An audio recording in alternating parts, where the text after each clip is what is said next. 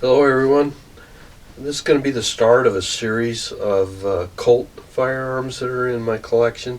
I've done some collection videos in the past, but I thought it was time to revisit and hit on some of the firearms that I haven't actually shown yet. I've got my notes here, so to be as accurate as I can, but again, take everything with a grain of salt. I'm not an expert in the field of any firearms I present, but I try to have good information on them. Now this is a look at a Colt single action army. It is a genuine Colt rather than say an Uberti or one of the other Italian or various other clones that are out there.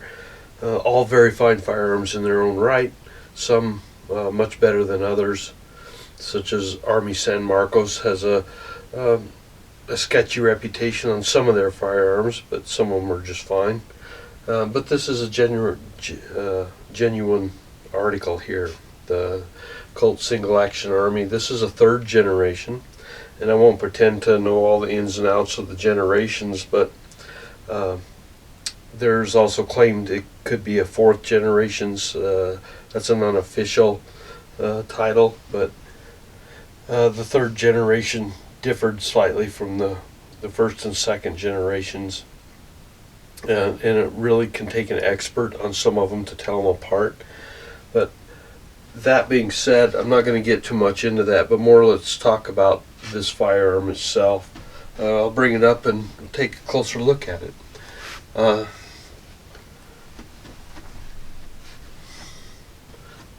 There we go. See if my camera can focus on this. You can see it's nickel plated, fully engraved, nearly 100%, just a very few bare areas, about as close to 100% as you can get. And also ivory grips. These are true ivory, elephant ivory, African elephant. And we'll talk about that in a minute as one of the points on this gun about ownership of ivory. And you see I got my gloves on. It's mostly laziness on my part. I don't like cleaning them, and I don't like leaving oils from my hands on these guns, particularly nickel plated ones, for deterioration purposes. You can see it's still got a safety ring in the cylinder there. I've never taken that out. This gun has never been fired, or has it even ever been turned. In other words, the hammer's never been cocked and trigger not pulled on this gun since it was completed. So let me tell you about this gun and its revolver and its history. Of course, it was created at the Colt factory in, let me get my notes out here, make sure I get it right, 2012. That was the build date on this firearm. So it's not tremendously old, but it is a genuine Colt firearm. I'll give you some close-ups of some of the markings on it too. Then in 2013, a company called Nutmeg Sports did their magic to it. Nutmeg Sports actually builds custom firearms, specializing in having them engraved and the ivory grips. Of course, in today's age, you can't build ivory grips anymore because of the protection of ivory, trying to get rid of the ivory trade that's poaching has decimated the elephant's ivory. There are, of course, mammoth ivory, which is completely legal yet, and some other items are being used, such as walrus tusk and giraffe bone and various other types of materials that we work with. Of course, there's nothing that can replace the ivory and the look of it, but I totally agree with the problem of the extinction of the elephants is a terrible thing, but in that respect, these grips were built by the owner of Nutmeg Sports. His name was Jim Alaimo. I believe I'm pronouncing that correctly. And he died in January of 2016. And that happens to coincide with the year of the rules on the federal rules. And of course, check your local laws too on ivory grips. They could not be manufactured anymore, so you can't build new elephant ivory grips or anything out of ivory for that matter.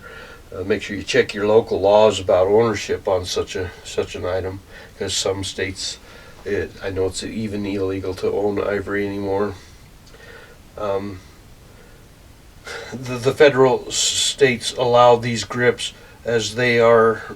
There's some special rules for musical instruments, by the way, but as far as small items like this, as long as they're 200 grams or less, it's about just a teeny tick over 7 ounces, and they stay with the gun. We're perfectly legal to sell them, to own them. Anything beyond that, you're not going to be able to sell it. There's some gifting things you can do with them, but as far as the sale of ivory and the manufacture of ivory as of 2016, you should not ever see another elephant ivory grip or anything for that matter made out of ivory since that 2016. Now the other, of course, thing that really stands out on this gun, besides the grips that were made by Jim Alaimo, who happens to was the supervisor of the Colt custom shop. I might point out too, he has quite a biography on his own right, and worked his way up through the Colt factory to that supervisor position, and then broke away from Colt, and he still, to my knowledge, supplied Colt with their ivory grips, and was still had close associations with them, but went on to use Nutmeg Sports as his outlet for his passion of firearms.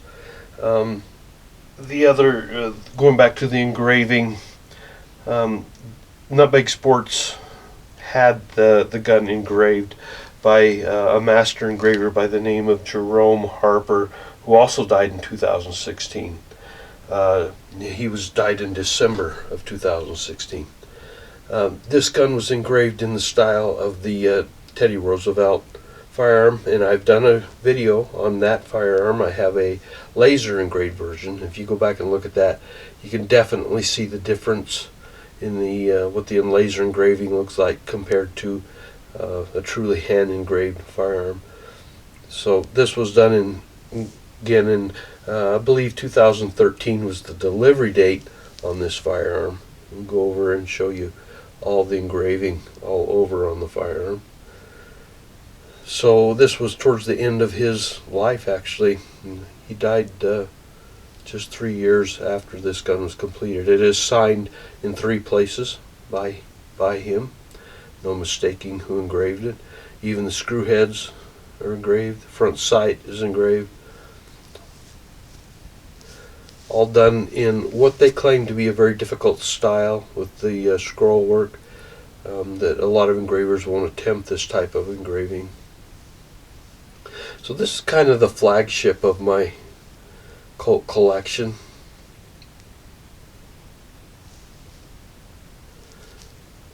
Unique, unable to be duplicated in this day and age.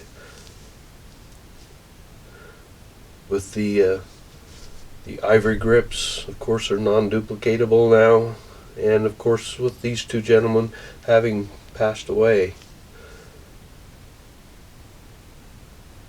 we are unable to replicate this particular gun.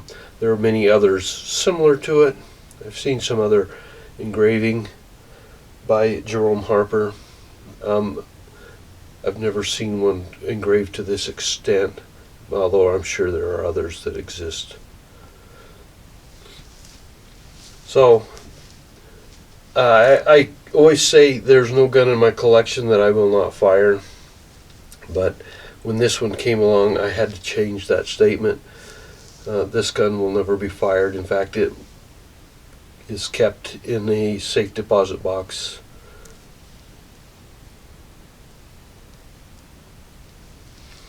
So there we have it. You can see, obviously never fired, and no turn marks whatsoever, never been turned on the cylinder.